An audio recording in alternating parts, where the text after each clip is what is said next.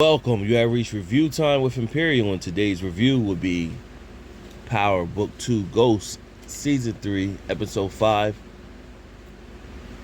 Subscribe to the channel, like the video. Let's get into it. So this episode was a decent episode, but a lot of bogusness at the same time, So how could you say bogus but it was still to push the story forward. It was decent. So you had Jenny Sullivan. It starts off with Jenny Sullivan interviewing Monet about, of course, Kevin Whitman's killing in her home, along with Blanca Rodriguez, Lorenzo, and of course Davis was there to assist Monet talking to Jenny. And of course Jenny is asking a bunch of questions. However, they're there to help Monet so that she don't slip up and say anything crazy or get in her feelings. So Monet told Davis she got rid of the file that she had from her copy of the file that she had from Whitman, so it won't be no ties to her.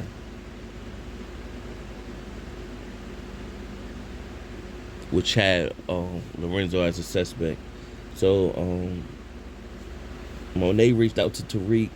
Tariq pretty much told him that to find out where was International Guap the night of Zeke's death. So what Tariq did, he was in class where Councilman Tate was there for as a special guest, and he told Tate the word on the street is that International Guap was responsible for Zeke's murder. And it goes to RSJ meeting with Uncle Lucas and the junior, what they call the juniors, which is Tariq, Braden, and Kiki. And RSJ wants to go see what's up with the Italians tech deal. And of course, we all know that Tariq speaks Italian, so he get to utilize his skill. RSJ is taking a liking to Tariq, and Lucas didn't want Tariq to go there, say basically he's too green, and RSJ pretty much recommended that Tariq go and told Lucas for him to stay beyond. Of course, Uncle Lucas doesn't like that, but Kiki will be going along. Tate confirmed with Tariq, told Tariq he was a lying mother effer, that International Guap wasn't the killer. Pretty much, International Guap was in Dominican Republic at the time of Zeke's death. So Tariq went back to Monet and pretty much confirmed to her that, hey, IG didn't do it. So now they go to their trip to Milan, and on their way there, of course, Tariq did lobby to have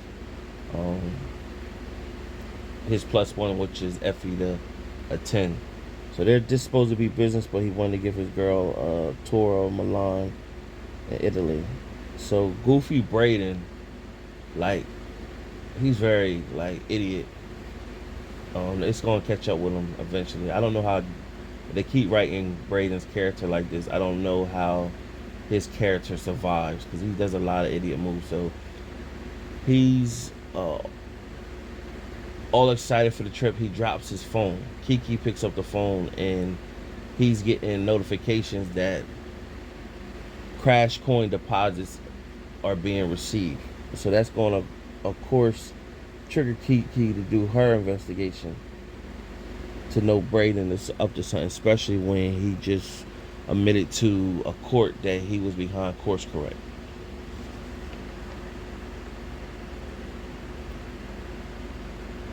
So Jenny, Blanca, and Sax was drinking in name of Kevin, and Jenny's pressing Sax for information, basically telling Sax he needs to deliver. Now, Sax is all involved because he's emotionally connected to Jenny. He really likes her, but she really about her case and her career right now. So there's a scene with Case, I say Case, Kane. It's pretty much, you could tell this is the last few moments. At the end, he's finally bonding with his dad, and uh, this gonna be the last drink. But in the process, Kane talks to Lorenzo and tells him that he think that he should tell Monet, and instead of her hearing from somebody else, she hear directly from him. Lorenzo looking at that as being a problem. So then you have Drew. Um, I just want to throw this line out there. Power is trending down a slippery slope of Empire and P Valley, and if you know, you know when I say that, point blank. They're trending down a slippery slope, and it's unnecessary, and it's just you know very unnecessary for the way that they trending in that path. So besides all that, Drew and Gordo got to go to the hospital to try to kill the CI, but instead they go and ATF is all around, and they go get his belongings, which was his phone that he was taking pictures of. They go and get the pictures and pretty much break it and throw it down the gutter. Now, of course, the CI may live and he can point people out, but they won't have them pictures that he had on the phone. You can, these days in time, the phone can be backed up in the cloud. So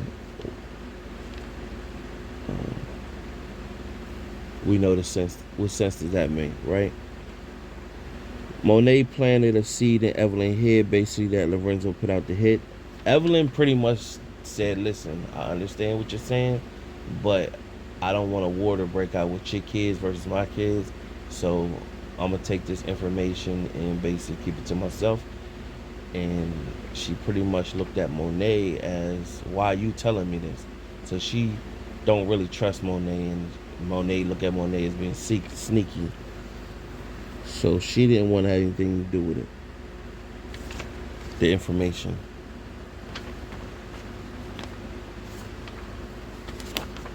So now you get into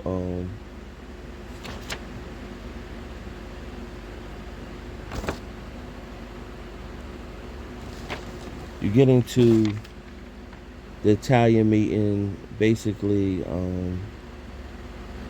they have a little brief meeting about everything. They told the Italians that they knew that their patents, they was having issues and they're receiving bad press. RSJ pretty much told them, I can make that go away. We want 20% ownership in the company. We'll give you some time to think about it. It did show a moment where the woman was speaking Italian, and Tariq understood what she was saying, showing his value. So from there, Effie and Tariq was having lunch in Milan, and just Tariq started expressing his love for Effie and plans he want to be like in the future, but this is present day. He really into her. Of course, she has the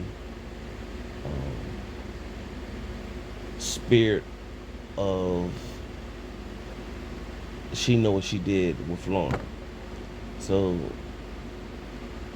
Effie wanted to go to a ball or whatever, and Tariq pretty much was like, well, we just go to the grocery store and being with each other's company and cook. You could tell Effie's not with that. So what they're doing is they're painting a picture of Effie. Even though she want to get out the game, she still want to live this fast lifestyle, when Tariq just want to have the chill lifestyle. So it reminds you of a similarity of what Ghost was doing, experimenting with Tasha. But even though we do know that Effie says she want to get out the game. So while they at lunch, Obi and Noma shows up, pretty much tells Tariq, I found out y'all was here. This is where I said the bogusness. Like, this is bogus. Like, it conveniently, Noma shows up in Italy while they're there on a business trip, and They want Tariq and his crew to go into Francisco's house and get this transmitter that Mecca put in the house in a place they don't have no detail about the house, um, information to put this plan together and right on the fly and go into an area they've never been to and come out on top and get this transmitter. Man, it just that's like poor writing, bogus writing. Like you could get more creative than that. Like that was just absurd. And these is, you don't want to say, well, you just pick kids in the box. They're still Tariq and Effie and Braden. They still like in the ages anywhere from like 19 to 21, and they doing all this stuff with. Oh yeah, just that's bogus. That's where the bogus part come out. So, nevertheless, they're gonna be allowed in the party because they got RSJ, and Tariq pretty much talked to RSJ. He was like, "I'm glad you invited me out." So then he's taking a liking to Tariq and telling Tariq, asking about his dad. He pretty much like, I really didn't know my dad or whatever. Like he grew up without a father or whatever. Like that's bogus. That like the way they write Tariq's character, dissing his dad and stuff like that. But I guess it eventually will come full circle. But this is still giving me vibes that rumors that there's supposed to be a Power spinoff for the UK, and that's pretty much where Ghost has been this whole time. So it's going to make sense in that Ghost has been playing as the puppet master behind the scenes the whole time, watching Tariq from afar while he's doing all these things to show that he really was the true mastermind. But you could tell RSJ, of course, know more than he know, and he has a connection to Ghost. We can already see that.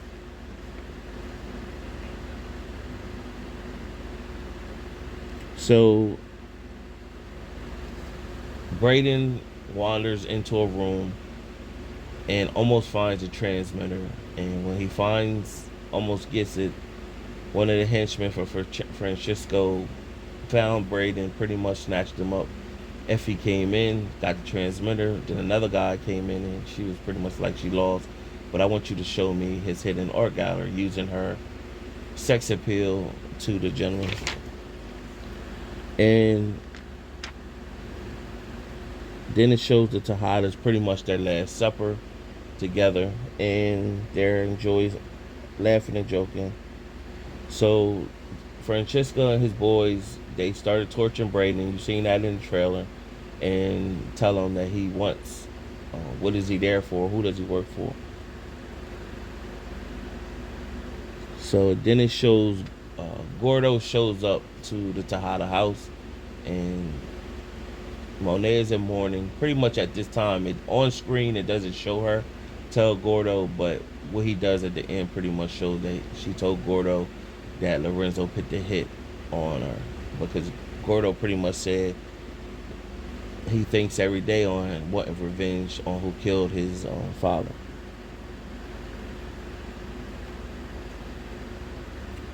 So Sax brings Davis information to help Theo. So Davis was in the process of reading over the file that Kevin Whitman had.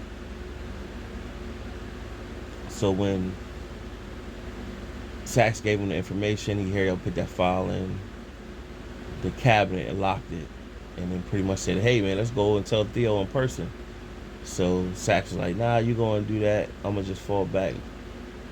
This was just he went right in the office and not thinking that Davis would double back. Found out that he had kept the file that was stolen from Kevin Whitman, and he texted Jenny, and Jenny pretty much didn't respond. So he called Jenny didn't respond, which triggered him to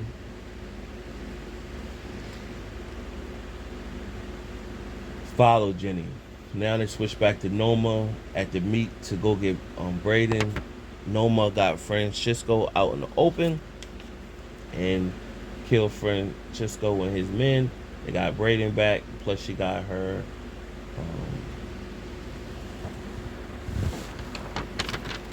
She got her transmitter, and she went on to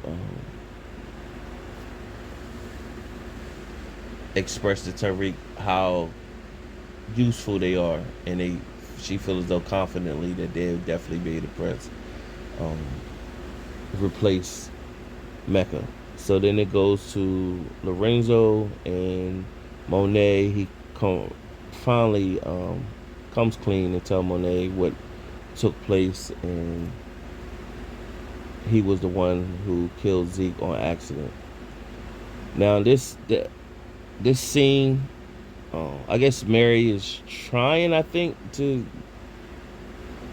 better her acting skills, but this scene was like terrible. Like this scene was terrible, man. Like, her emotion wasn't there. She wasn't connected, and I guess they try to make Monet like this real hard up character and whatever, and it just the whole scene was just, I don't know how many takes they did on it, but maybe they just did one take and it was over. But the scene was terrible with her reacting, how she reacted with Lorenzo telling her that. So Sax again, he followed, and of course Monet told, back to what I was saying, Monet told Lorenzo he needs to get out of NY ASAP, and Sax follows Jenny. Of course, when she follows Jenny, he rolls up. Jenny ended up coming outside at first. Sax was telling her, "Man, I'm only following you because even though my better judgment said Tariq didn't do anything, he didn't plot and plan. Lauren, I believe you." So Lauren heard all of this and he came outside. She came outside now. Sax seen like what's going on, and so now he see Lauren is alive. So now he told Lauren everything because Lauren said, "I'm in the dark," and he pretty much told her legally she can't keep you here, and Tariq didn't have anything to do with it. I seen him when he found out that you died. He really loves you. Like, he was concerned or whatever. So now, of course, that's going to trigger Lauren to reach out to Tariq. So it shows her text Tariq and said, "Hey, meet me on the south side of campus." So he looking like, who this? So he shows up, and that's what the scene that y'all been seeing with out there with Lauren in a hoodie and Tariq. And she pretty much tells her that Effie knocked her out, pushed the car in the river, and she been hiding with the feds, and the feds is building a case on her. And Tariq like, "Man, I'm gonna go approach them right now," but she was like, "No, you need to be concerned about not just the feds, but the people that's in your circle doing stuff against you." So now Tariq is upset, but now he gotta play it close. So he goes back to the room, and this was in the middle of the night, and he just told Effie he was taking a walk. And she's like, "It's something I gotta tell you that, I've been meaning to tell you, but the time ain't been right." And she pretty much told Tariq that, "I love you." And Tariq was just sitting there, and now it's going to be, he's been betrayed. So now he's going to be furious. And it hurts him even more because, his thing was built on family and he's supposed to have trust. So his relationship it reminds you of Ghost and Tommy relationship, now Braden and Tariq relationship. And of course we know this was the beginning of the end for him and Effie's relationship. Keep in mind, I've been running on these recaps that there's always been said that there's 3 women in Tariq's life. One is all wrong for him. One is just a friend. And another one is best for him. So it's up to you to decide between Lauren, Effie, and Diana, how that's gonna, what category you put them in. If you hear this recap, put in the comments on which one you categorize them. One that's totally wrong for him. One that is great for him and one that's just his friend. And it might change season to season depending on what is taking place. So it shows a scene at the end of the episode of Lorenzo at a bar getting drunk, and then he sees a nail in his car. And he pretty much is looking for the spare to change the tire, and someone rolls up on the back of him, slits his throat. He's on the ground, grabbing his throat. Find out that it's Gordo, and basically say, "You sit there and die, basically like my dad did." Gordo proceeds to send a text to his phone. We find out that that text went to Monet, and they were sitting at the house playing spades, and of course Monet had this smirk on her face, like validation. I finally got revenge for Zeke. And that was the end of the episode. Tell me what you think. Subscribe to the channel, like the video. Till next time.